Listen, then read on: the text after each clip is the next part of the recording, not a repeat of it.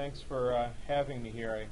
I see some familiar faces, but for those that are not, my name is Mark Lahiri. I'm one of the electrophysiologists here, and this talk is on electrophysiology in the ICU.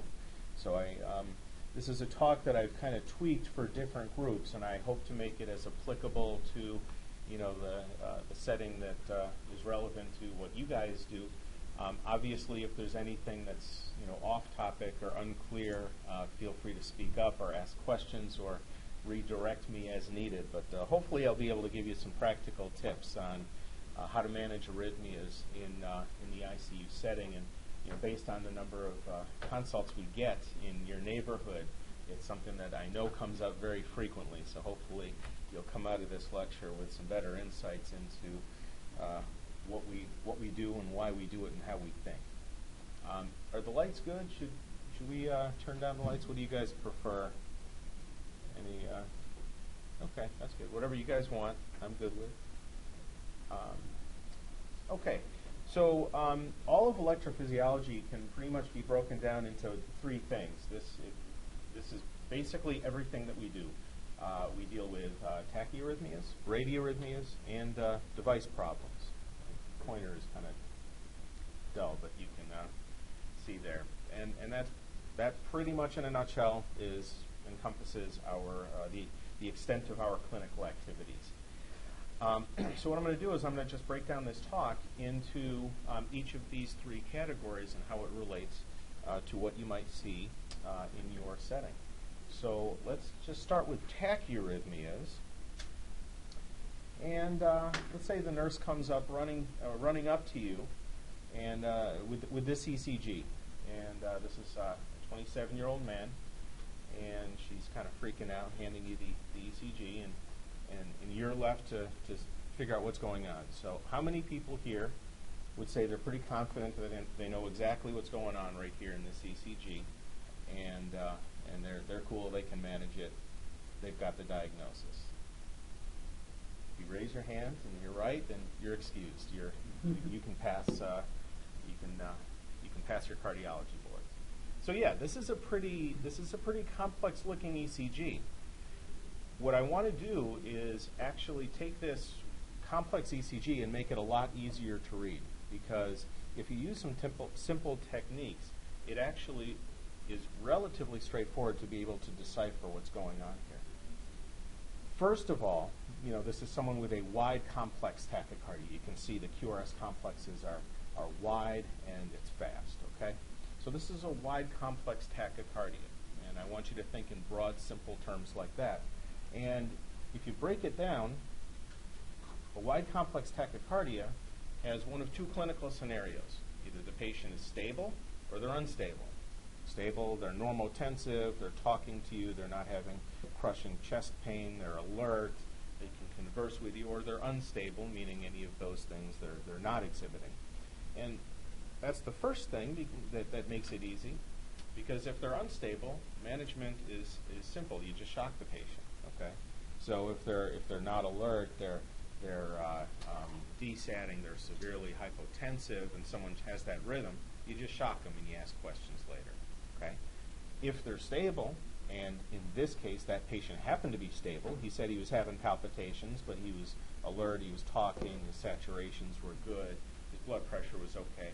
Well, it's a scary looking ECG, but you have a moment to just sit down and think things through, and that's what was the case with this guy's ECG.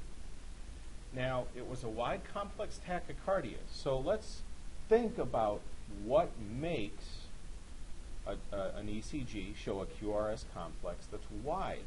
Okay, so normally you have a narrow QRS. This is a diagram of the heart's conduction system. So here you see the AV node, and this is the His-Purkinje system. Okay, so you see the bundles of His. This is the right bundle and the left bundle.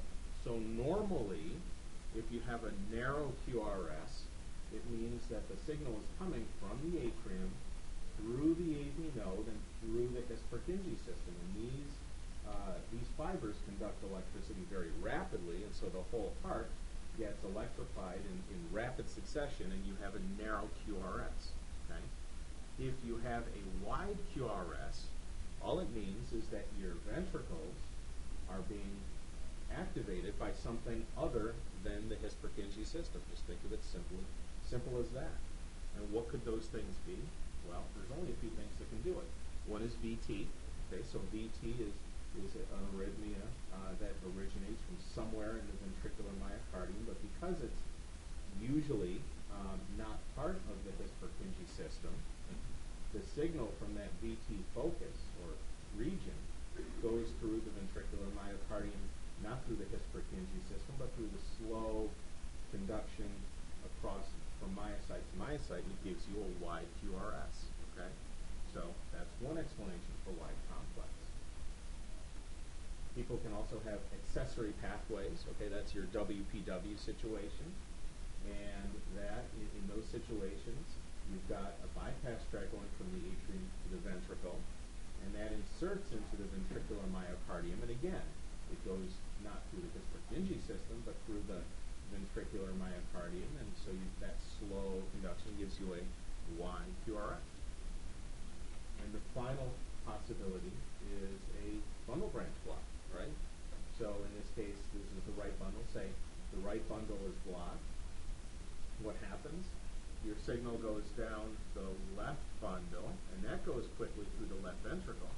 But the right ventricle, which is activated by the right bundle, is blocked. And so it's activated from the left side, again, through the slow, non-His-Purkinje pathways. And so it gives you a wide complex as well. And that's basically it. Okay. The fourth possibility, which you guys may see, is also some electrolyte disorders, well, so severe hyperkalemia and things like that. There's a little bit of a different, unique circumstance, but something that you may see. But that's it. So if you see someone with a wide complex QRS, okay, it's going to be one of those things. All right. So you can already narrow down what could be going on with this patient here. Now let's further simplify it. And if you have a patient with a tachyarrhythmia, ask yourself two questions, two simple questions that anyone can answer no matter what their experience level of it is. Is the QRS wide or narrow? And is the rhythm regular or irregular? Okay? Anyone can answer that. You can be a first-year medical student practically and be able to answer those two simple questions. And the reason why these questions are important is answering these two simple questions will dramatically reduce what the differential diagnosis is. And let's go into detail. Let's make a 2x2 chart of arrhythmias, tachyarrhythmias. On one axis, wide or narrow, and is it regular or irregular? And let's fill in this chart. So let's talk about narrow complex regular rhythms, regular tachycardias, okay? And the list is relatively short. If you guys want to shout out some ideas. Okay, so sinus tachycardia, that's the easy one. Let's get that one out of the way. What else? What else is narrow and regular? Okay, so atrial flutter, okay? And there's one other broad category, okay, supraventricular tachycardias, okay? And that's basically it. So you've got sinus rhythm, you've got atrial flutter, and these last three, AVNRT, orthodromic AVRT, atrial tachycardias, these are broadly classified as SVT. And for the sake of your purposes, you probably don't need to make the distinction between these three things. You can just broadly classify it as SVT. But that's it. Okay. So if you see a narrow, complex, regular rhythm, it's one of those things. Okay. What about if it's narrow, complex, and it's irregular? Okay. What do you guys think about there? Okay. Atrial fibrillation, far and away, and there's some others, most notably MAT, multifocal atrial tachycardia as well. And also atrial flutter, if there's variable AV conduction, that can sometimes be irregular. But again, that's it, okay? So if you say, all right, my tachycardia is narrow complex and it's irregular, it's one of those three things, okay?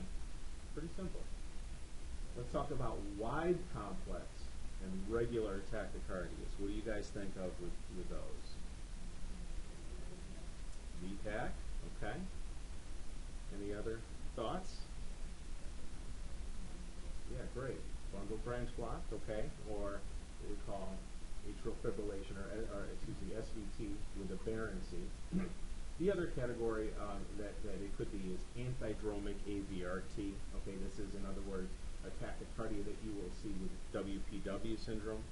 For all intents and purposes, I'll tell you right now that you guys will not see this in the ICU. I'm putting it for completeness sake, but you can pretty much forget it. You will rarely see it. I know that because I rarely see this rhythm. This happens in Wolff-Parkinson-White, and we don't see Wolff-Parkinson-White very much anymore because it is such a ablatable, curable rhythm that most patients, by the time they leave their pediatric age, they're already cured of the condition. So it's not common. So it's there for completeness sake, but for the most part, for all intents and purposes, if you have a regular wide complex rhythm, it's going to be either VT or something supraventricular with aberrancy. And by aberrancy, I specifically mean a bundle branch block, like you guys mentioned. Now, what about wide complex and irregular? Okay. Yeah, so that's far and away going to be atrial fibrillation with aberrancy. It can also be pre-excited AV conduction. That's again, atrial fibrillation in a patient with Wolff-Parkinson-White. But far and away, most commonly it's going to be AFib with aberrancy, with a bundle branch block. And that's it. Okay. Rarely ventricular tachycardias can be very irregular, but that's not common. Okay, if it's a true sustained ventricular tachycardia. Okay, so if you just have this mental construction by answering these two questions, you've dramatically narrowed down all of the possibilities that you could be dealing with. So let's apply it to this patient. All right. So what would you guys say? Is this wide or narrow? Well, we've already said it's wide. What do you think about the regular versus irregular? How many people say regular? How many people say irregular? What's that? Can we give one adenosine? You could. How many people say this is irregular? Okay, so you guys win. This is irregular. I want you to look closely. What you see is two things. Number one, look at this R interval here. That's a pretty short one. If you look at maybe that one, or certainly this one, that's a lot wider. This one's pretty narrower, maybe a little wider. It's irregular, okay? And it's wide complex. What you also see is that there's some variability in the shape of the QRS complex, and that's very typical, actually, pathognomonic for pre-excited atrial fibrillation. So this is atrial fibrillation in a patient that has WPW, or pre-excitation. This is not a rhythm that you're going to see very much, but I wanted to use it as a demonstration because it's about as tricky an ECG at first glance as you're going to see. And just by answering those two questions, we pretty much nailed our diagnosis. Okay? So that's what we're dealing with. All right, how about this patient? This is a 72-year-old woman who has a history of coronary artery disease, and you're handed this ECG. What do you say to those two questions? Wide or narrow? Okay, that's easy. Regular or irregular? What do you guys say here? Yeah, it looks pretty regular, right? Every QRS looks pretty much spot on that rhythm strip on the bottom. Okay? So, tricky looking ECG, but using our simple chart, we've narrowed it down. It's either VT or it's SVT with aberrancy. And I told you, for the most part, you can forget about antidromic AVRTs. Forget about that. VT or SVT with aberrancy. That's it. Okay? Well, we got to further figure out which of the two it is. We can't stop there. So what do we do from this point? Well, let's ask ourselves some more easy clinical questions that anyone can answer. If the patient has a history of MI or cardiomyopathy or any kind of structural heart disease in their past, that strongly favors VT regardless of what it looks like. In fact, there have been studies that have shown that in patients who have a wide complex regular tachycardia, if you simply ask the patient, have you had a heart attack? Do you have coronary disease? Do you have any kind of cardiac background? If they say yes, you have around upwards of 95, 97% chance right off the bat, without even looking at the ECG, that that's ventricular tachycardia. Okay? So right off the bat, this woman has a history of coronary disease, most likely VT. You could also see things like AV dissociation. Sometimes you can spot that. Sometimes it can be hard to spot. But that, that also strongly would favor VT if you happen to see it.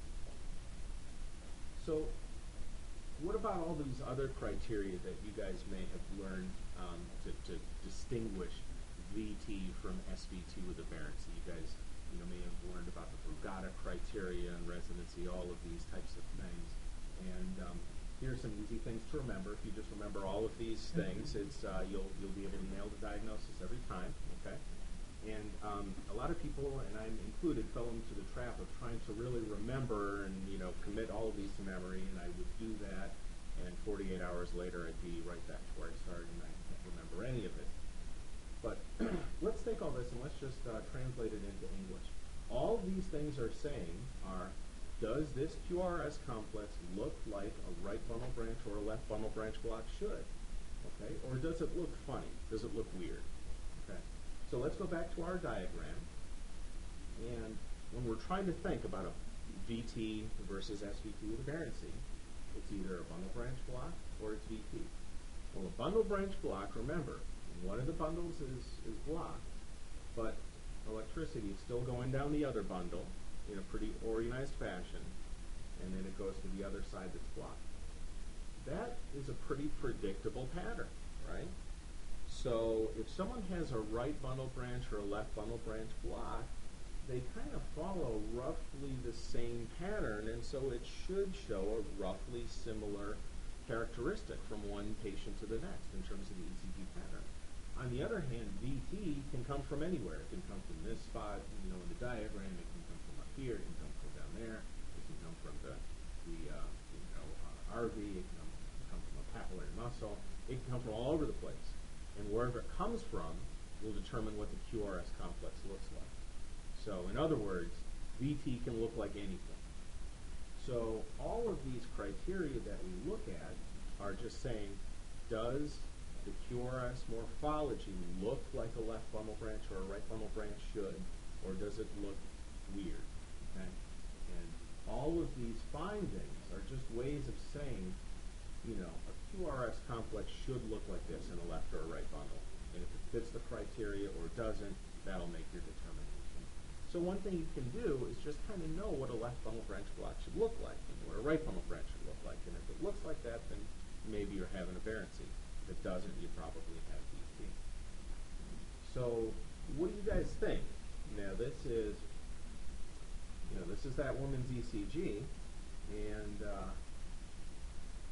it's positive in V1, so that's what we call a right bundle morphology. Okay, does this look like a typical right bundle branch block should look like? Okay, what do we look for with a right bundle branch block? We look for the rabbit ear pattern, RSR prime. Do we see anything like that here? No, V1 looks like this big, wide, kind of monophasic looking thing. This doesn't look like it's a right bundle branch morphology because it's positive in V1, but it doesn't look anything like a right bundle branch block. So this is VT, and that fits with this woman's history of having coronary disease in her background.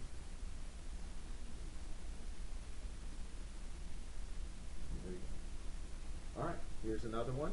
Wide complex tachycardia, a woman who just had an aortic valve replacement. What do you guys think about being regular or irregular? I like how you guys can kind of say it so it sounds like both things, like irregular. You can kind of slur it a little bit. It's It's irregular. Look at the end. Okay, so up here, it's pretty regular looking, but you always want to look at the whole thing. And at the end, that's a clue. That's irregular. The other thing is, this is negative in V1. It's a left bundle pattern.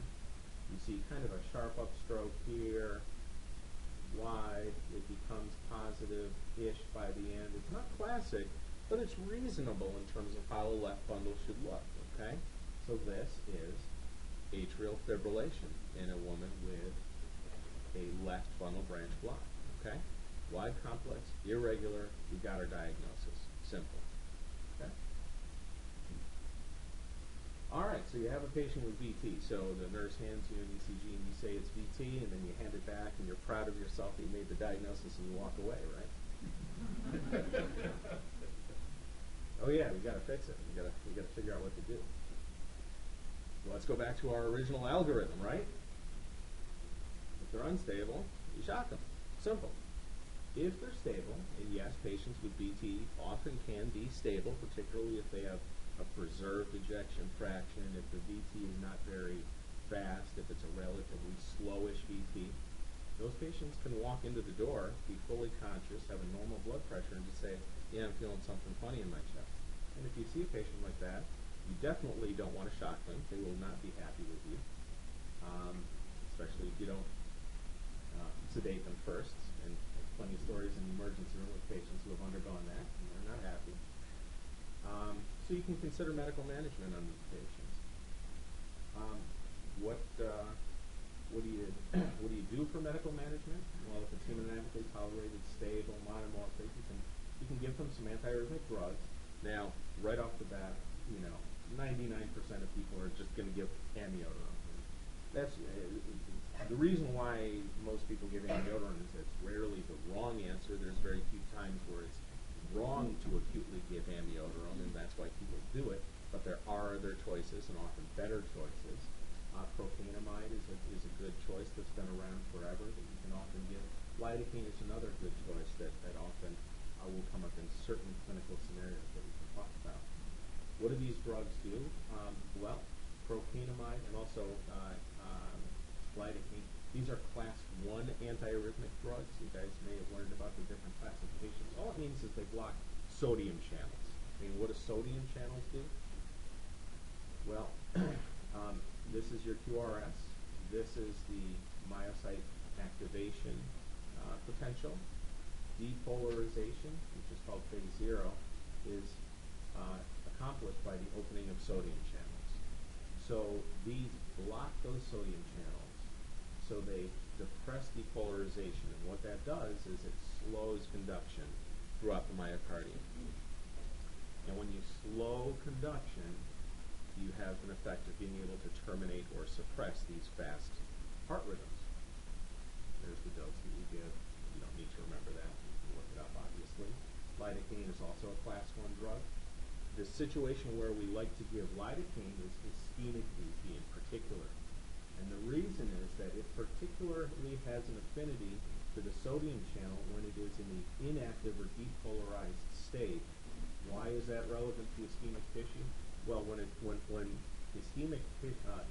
myocardial tissue is ischemic, it tends to have a prolonged period in that inactive state of the sodium channel. So lidocaine will preferentially bind to ischemic myocardium.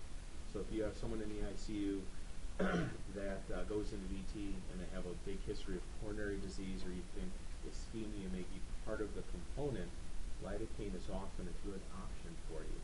It's also a good drug because it's given intravenously, it's fast acting, it's also quickly out of their system. If you need to stop it for whatever reason, it's rapidly metabolized. What are the problems with lidocaine? Do you guys know what you look for? It actually does not cause QT well, it may, but QT prolongation, I'll mention, is something that's primarily think of as something that you see with potassium channel blocking agents, because I can just mention that potassium channels cause repolarization. This at the end is potassium channels. So you can also terminate arrhythmias by blocking potassium channels, but that is what causes your QT interval. So if you prolong your repolarization, you push out your T wave, and that gives you the QT prolongation. So potassium channel blocking agents are typically what cause QT prolongation. You can see it with some sodium channel blocking agents, but that's not primarily what you worry about with lidocaine. What you worry about with lidocaine is, I'm sorry? It's not so much that, it's neurologic problems, okay? So you give lidocaine infusions, people can get mental status changes, numbness, tingling, changes in their sensorium, and if they start seizures, things like that. Remember, a lot of anti-arrhythmic drugs also have anti-epileptic properties as well, and vice versa. So seizures and things like that are something, so neurologic things. And you see that acutely. So if you have a patient on lidocaine and they start having any of those altered sensorium, seizures, things like that, you want to stop the lidocaine right away. That's lidocaine toxicity. That's what you'll see most commonly. All right. So let's talk about our narrow complex tachycardias. Let's do a quick time check. Doing okay? So we've covered all the wide complex tachycardias. Let's talk about narrow complex, and let's talk about the narrow complex regular tachycardia. So like we said, sinus rhythm, atrial flutter, or SVT. So what do you see going on here? This is an ECG of a patient that, as you can see, they were in sinus rhythm, and then they were kind enough during the course of the ECG to go into SVT. You've got, it starts with a PAC, which you see right there, early beat, and then off to the races right there. Okay. So here we've got a narrow, complex, regular tachycardia. So you can have the patient do vagal maneuvers. That's a real easy thing. It's harmless. It sometimes works. And you can also, this is where adenosine really comes into play. Okay. So the reason why both of these, either vagal maneuvers work or adenosine, is what do these things have in common? What do? They slow AV nodal conduction, or they cause AV block. Okay. And a number of these supraventricular rhythms depend on the AV node to perpetuate. So if you block the AV node, it by definition or by nature will terminate these rhythms. Okay?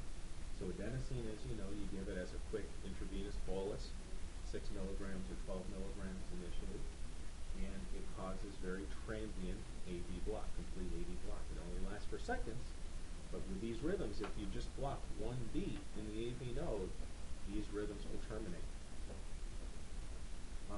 It also sometimes will terminate atrial tachycardia. That rhythm is not dependent on the AV node. It's an irritable atrial focus that causes atrial tachycardia, but anywhere from about 30 to 50-ish% of these rhythms will terminate with adenosine as well. And for other rhythms, even if it's not SVT, it can help in diagnosis. So atrial flutter is a classic example. Sometimes you're not sure that it's atrial flutter, but you give adenosine, you have transient heart block, and then you can see while there's no AV conduction, you can see those flutter waves marching out, and it can help you get your diagnosis. So it can help. Here's some pointers. Whenever you give adenosine, always get a 12-lead rhythm strip, because it can be helpful, particularly for us when we take a look at it to see in 12-lead how did the rhythm respond to the adenosine. So you want to set things up first, get a 12-lead rhythm strip going. I typically say do not give it. Most electrophysiologists will say not to give it if there's a concern for ischemia, particularly in wide complex. Now I know some algorithms will say to just give adenosine to anyone that walks in the door as a first-line measure in the algorithm. But, think about it. If there's a concern for ischemia, what else do we do with adenosine? It's given in stress tests, okay? It's a way to stress the heart, okay, as a protocol. If someone comes in with ischemic VT, saying they're having an MI and they're in VT, it's not a great time to do a stress test on the patient, okay? And it can, in these circumstances, precipitate other arrhythmias like VT, VF, and things like that. It doesn't happen commonly, but I just want you to think a little bit before you just rush to give adenosine. Could this patient be ischemic? If they could be, you may want to hold off. If someone does not have any response, we get this call frequently, yeah, we gave adenosine and nothing happened. Well, if nothing happened, you either didn't give enough or you didn't give it fast enough as a bolus, or it didn't get to their heart quick enough as a big bolus. Adenosine will always do something. It'll always either terminate the rhythm or cause heart block. And if it doesn't do anything, try again. Either faster, through a central line, higher dose, etc. It'll always do something. Let's talk now quickly about the last category in that box, the narrow, complex, irregular tachycardias, and far and away that's going to be atrial fibrillation. And this is the rhythm that you guys are almost certainly seeing most commonly. Atrial fibrillation is the most common sustained arrhythmia in adults, and it often is precipitated during acute illness. And so in patients in the ICU, this is something that I'm sure that you don't need me to tell you, you see all the time. It's often triggered in patients who have a propensity for AFib by the acute illness, so patients who are septic, if they have any kind of respiratory distress, pulmonary problems, pulmonary hypertension, COPD, pneumonia. When that's exacerbated, that strain on the cardiovascular system will often precipitate atrial fibrillation. So, you guys see this, I'm sure, all the time. Now, the management in the ICU setting is relatively similar to AFib management in all patients, whether hospitalized or outpatient. And again, let's talk in simple terms. Let's break it down simply. Whenever you have a patient with atrial fibrillation, no matter who they are, no matter what type of AFib they have, no matter what setting you see them, including the ICU, all you need to think about is three things. Just make sure you have three bases covered. You want to see what their rate is, and if you need to do anything about their rate control. You want to think about whether they need to be anticoagulated or not, and you need to think about whether you should be doing anything to control their rhythm. That's all you need to think about. If you ever have a patient with atrial fibrillation, think of those three things, never more, never less, and you'll have all your bases covered. Let's talk about each one individually. Rate control. Rate control is often really challenging in patients in the ICU, and that's because these patients are usually very adrenergically stimulated. These patients are septic, they're hypotensive, they're having a big GI bleed or something. Their adrenergic system is revved up, their catecholamines are surging, and their heart is going to want to race to begin with, regardless of their rhythm. So controlling the rate of AFib is challenging. Also, you guys frequently have patients that are very hypotensive, obviously, and as you know, many of the agents that we use to control atrial fibrillation are also antihypertensive drugs. They cause hypotension. So it's often an added challenge in the ICU patient. Most importantly, the first thing you always want to do is treat the underlying illness. So if a patient is having AFib that's being precipitated by a COPD exacerbation or by a sepsis situation, well, if you treat the underlying problem, the AFib becomes a lot easier to manage, and it may even terminate or resolve on its own. You want to give rate control agents. That's the first and easiest thing to do is beta blockers. Now, overall, for all comers, most patients will be started with metoprolol. It's real easy to give. It can be given either PO or IV, but PO is the primary way to give it. Although in the ICU patient, esmolol is actually a real good option because it's given intravenously, so that's preferable for obvious reasons in many ICU situations. And it's also short-acting, so if you're concerned about either hypotension or bradyarrhythmia, if you run into those problems, you can quickly turn it off, and in a matter of minutes, it begins to resolve out of the system.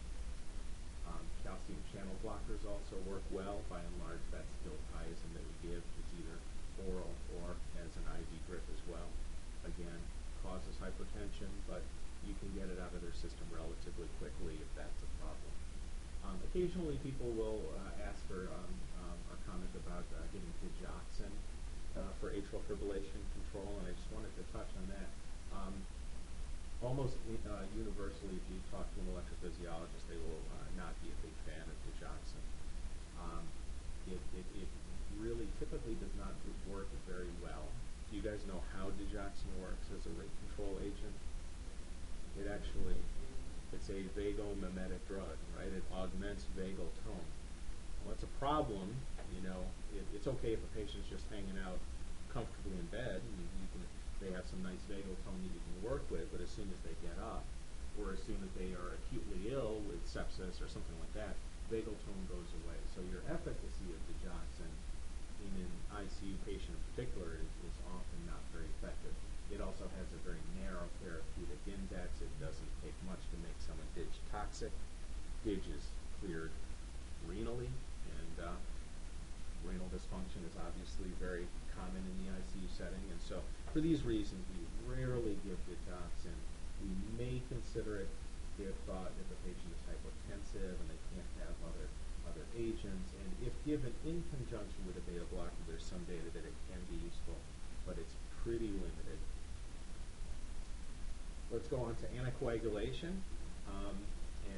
It's a little tricky dealing with anticoagulation, but in most patients, if you know that they've had atrial fibrillation for less than 48 hours, you know they haven't had it before, you can hold off on anticoagulation even if you want a cardioversion. 48 hours is about the rough time limit where we say the thrombus formation in the atria, in the left atrial appendage, typically can form. So if you can get them out of atrial fibrillation within that 48-hour time limit, it's acceptable to not anticoagulate that patient.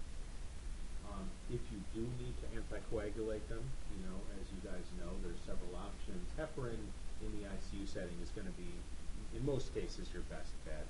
It's intravenous, it's short-acting, it's easy to reverse if you have problems. Lovenox we give as inpatients. It's easy to give. It's subcutaneous, but it's long-lasting, and because it's subcutaneous, they've got this constant, steady infusion of anticoagulant into their system, and so reversing it can be difficult. So your patients with any kind of bleeding propensity, GI bleeds, or things like that, you're going to want to stay away from Lovenox. Warfarin is a great outpatient treatment, but it's only oral. It takes a long time for it to work, and so you may initiate it in the ICU, but it's not something that you typically give as a first-line agent. On the other hand, it's good because it's easy to reverse. If you have someone with any kind of bleeding issues, you just give them vitamin K. You can give them some blood products, and they can easily be reversed. You guys are probably familiar with many of the novel oral anticoagulant drugs. These are the names of the four that are approved right now for treatment of atrial fibrillation. They're given only orally. The one advantage is they're pretty short-acting. You get a very reliable response early on.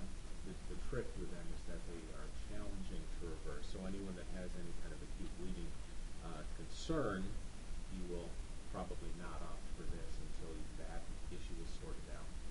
And just one thing to often, obviously be aware of in the ICU patient, these patients are often always, are frequently coagulopathic with things like hepatic failure, DIC, heparin-induced thrombocytopenia. So that adds some complexity to the decision-making as to whether you should or should not anticoagulate a patient above and beyond how they may already be anticoagulated on their own based on their underlying illness. It's just an added challenge.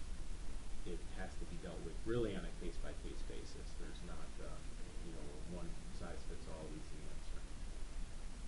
In terms of rhythm control, far and away, most commonly we do that with a DC cardioversion. You sedate the patient, you give them a synchronized, you want to make sure that you're on sync,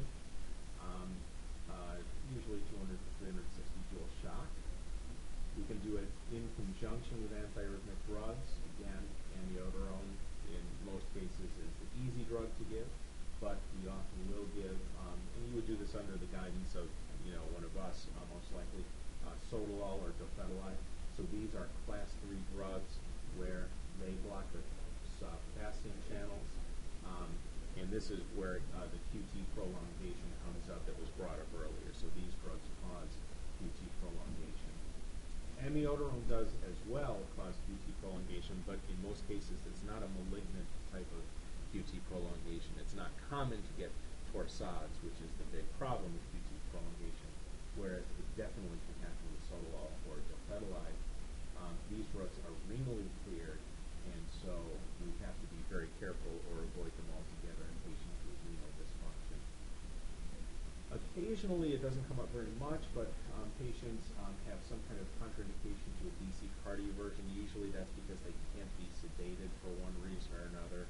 Maybe they can't be NPO and they can't get a TE or things like that. So you do have options. The chemically cardioverted person, that's most commonly given with a drug called hydbutylide, which works as a potassium channel drug that works very similar to dofetilide. You can think of it almost like an IV form of dofetilide. This is how you give it. You would never give this in conjunction without an EP involved in the case, though, as this is a drug that has to be watched very closely. It's only available in a restricted form. Let's talk now about bradyarrhythmias. Okay, so we've comprehensively covered fast heart rhythms. Any questions, by the way, speak up. Let's quickly touch on bradyarrhythmias. And so if you have someone with bradycardia, it's due to one of two things. Either their sinus node isn't working or their AV node isn't working. Again, let's make it simple. One of those two things. Now, if a person's sinus node is not working, oftentimes it's responsive to medications. Sinus node dysfunction is either intrinsic, as people age, their sinus node gets older, it starts not to fire as quickly. People develop sinus node dysfunction.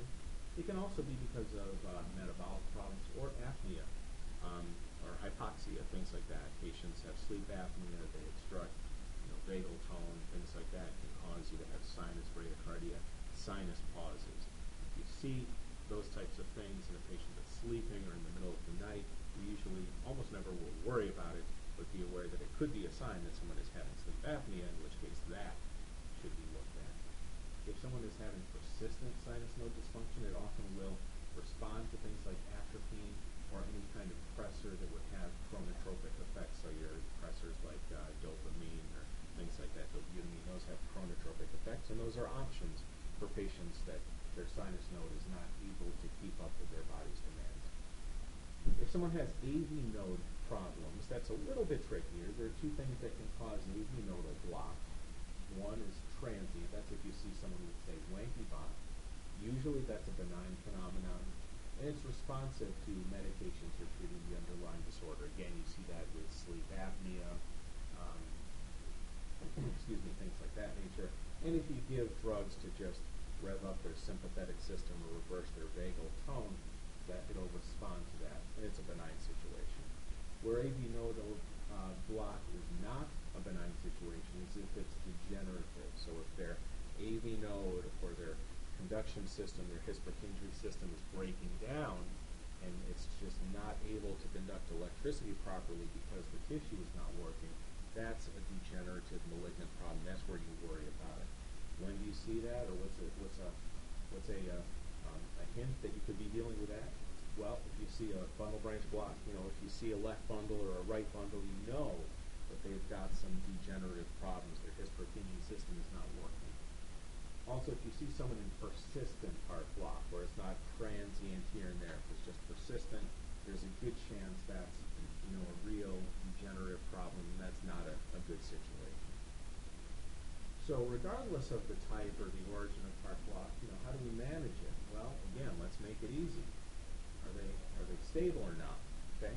With heart block, it's a little bit trickier though than it is with VT, because not only do we have to look at the patient now and say, are they stable, but sometimes bradycardias can be kind of stable now. Like say someone's in complete heart block with a junctional escape rhythm, and they could be perfusing and awake and alert, but maybe that junctional escape rhythm isn't going to be so reliable, and in the middle of the night, it can start to kind of peter out. So even though they're stable now, they may not always be stable. So you want to be kind of careful with that.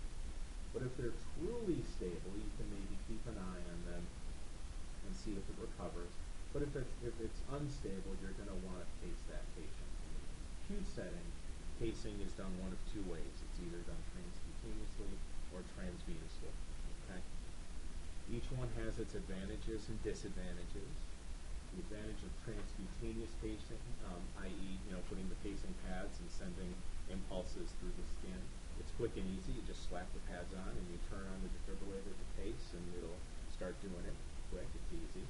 The disadvantages are that it's unreliable. It doesn't always capture. It can be sometimes difficult to capture, and it's also not always comfortable. The patient will be jolting and having muscle contractions with each beat, and it's okay as a temporizing measure, but long term it's not a good option. You don't want to keep doing that to the person overnight. So if it's something that's going to be more persistent, you want to think about transvenous pacing. The advantage is much more reliable, and the disadvantage, though, is that it's invasive and it's more time-consuming. It takes time to get a pacing wire into the heart. It's relatively easy to do. It's actually, in most cases, very similar or even easier than compared to, say, floating a Swan Ganz catheter, which you guys are probably intimately familiar with. It's the same kind of technique. You put the IJ line in, you have the pacing wire set to pace, you have a temporary box hooked up to it, and you just advance it, and you look at the monitor until patients start having paced rhythm.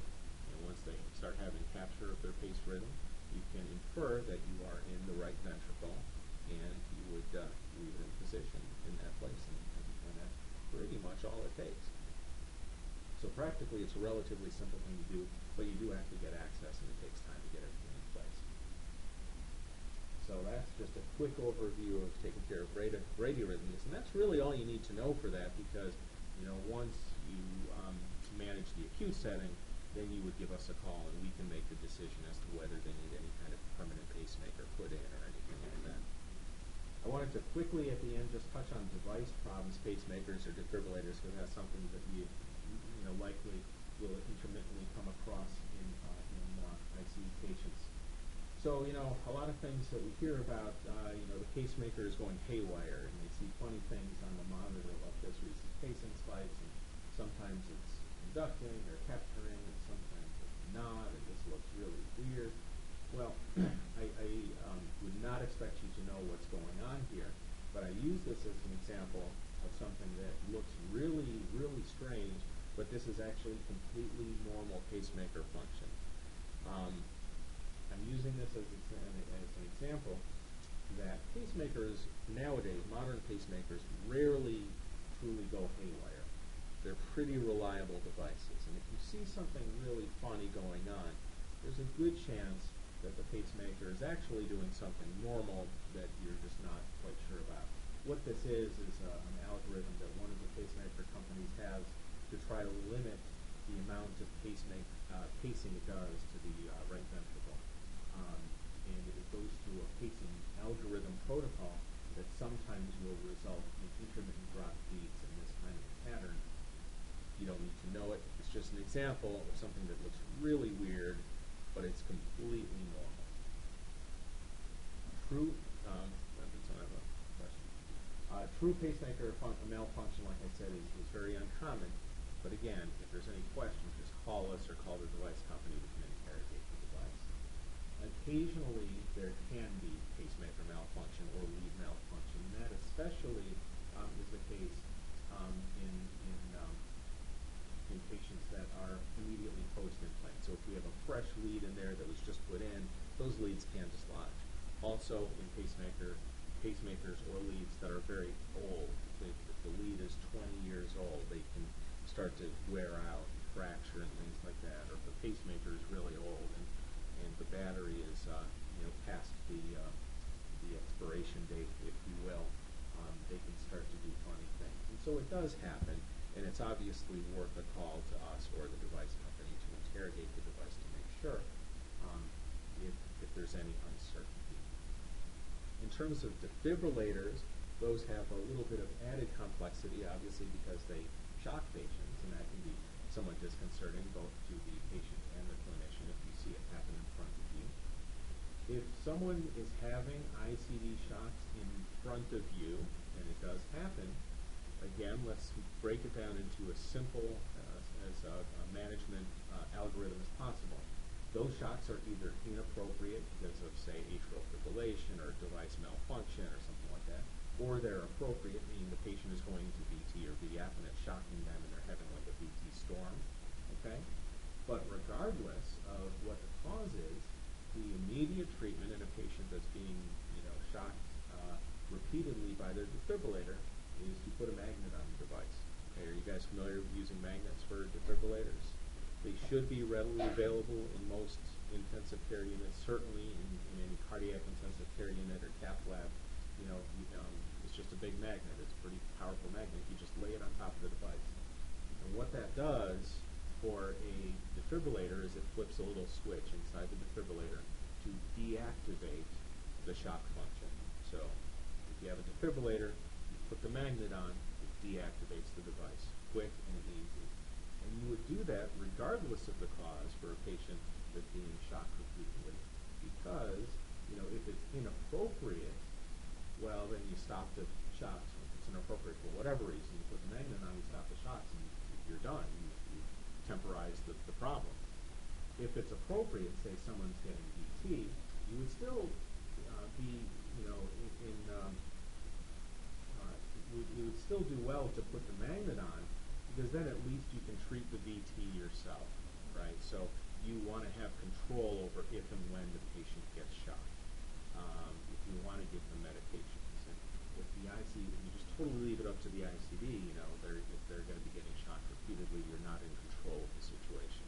So control the situation, turn off the ICD, and start managing the VT either with medications or with external shocks that are under your control. So it's just a way of taking control of the situation.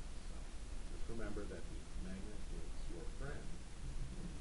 And once you've got the immediate issues settled out, just use us as a resource. Give us a call. Our fellows are attending, and the device companies are also often able to help it, particularly if you're working in a community hospital setting where you don't have an electrophysiologist right there.